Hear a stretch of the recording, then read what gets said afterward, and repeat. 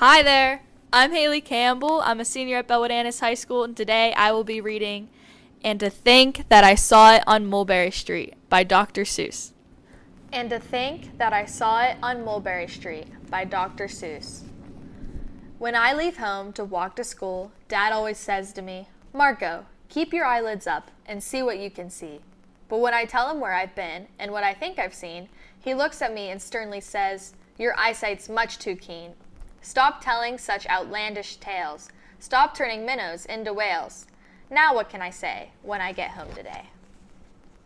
All the long way to school and all the way back, I've looked and I've kept careful track. But all that I've noticed, except my own feet, was a horse in a wagon on Mulberry Street. That's nothing to tell of. That won't do, of course. Just a broken down wagon that's drawn by a horse. That can't be my story. That's only a start. I'll say that a zebra was pulling that cart.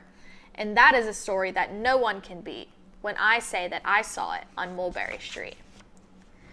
Yes, the zebra is fine, but I think it's a shame. Such a marvelous beast with a cart that's so tame. The story would really be better to hear if the driver I saw was a charioteer. A gold and blue chariot, something to meet, rumbling like thunder down Mulberry Street. No, it won't do at all. Zebra's too small. A reindeer is better. He's fast and he's fleet, and he'd look mighty smart on old Mulberry Street. Hold on a minute, there's something wrong. A reindeer hates the way it feels to pull a thing that runs on wheels. He'd be much happier instead if he could pull a fancy sled. A reindeer and a sleigh. Say, anyone could think of that. Jack or Fred or Joe or Nat. Say, even Jane could think of that. But it isn't too late to make one little change. A sleigh and an elephant? There's something strange. I'll pick one with plenty of power and size. A blue one with plenty of fun in his eyes. And then, just to give him a little more tone, have a Rajah with rubies perched high on a throne. Say, that makes a story that no one can beat when I say that I saw it on Mulberry Street. But now I don't know. It still doesn't seem right. An elephant pulling a thing that's so light would whip it around in the air like a kite. But he'd look simply grand with a great big brass band. A band that's so good should have someone to hear it, but it's going so fast that it's hard to keep near it. I'll put it on a trailer. I know they won't mind if a man sits and listened while hitched on behind. But now, is it fair? Is it fair what I've done? I'll bet those wagons weigh more than a ton. That's really too heavy, a load for one beast. I'll give him some helpers. He needs two at least.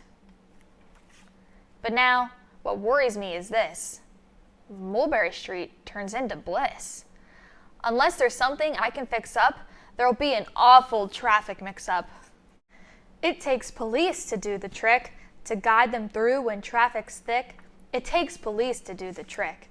They'll never crash now. They'll race at top speed with Sergeant Mulvaney himself in the lead.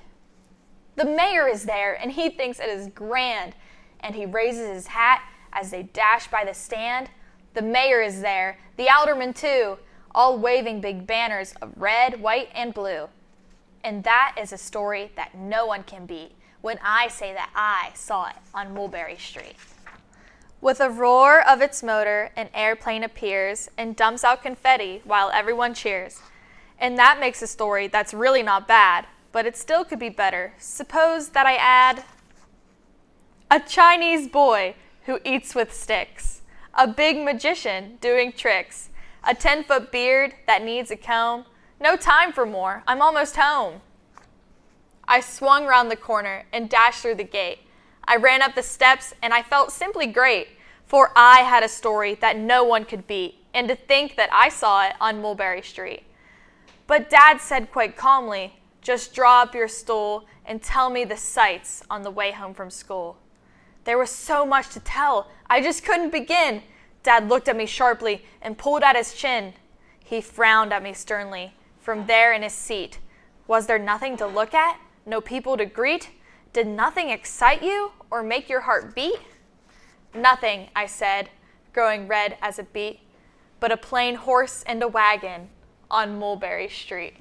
Thank you all for listening, and have a great Read Across America Day.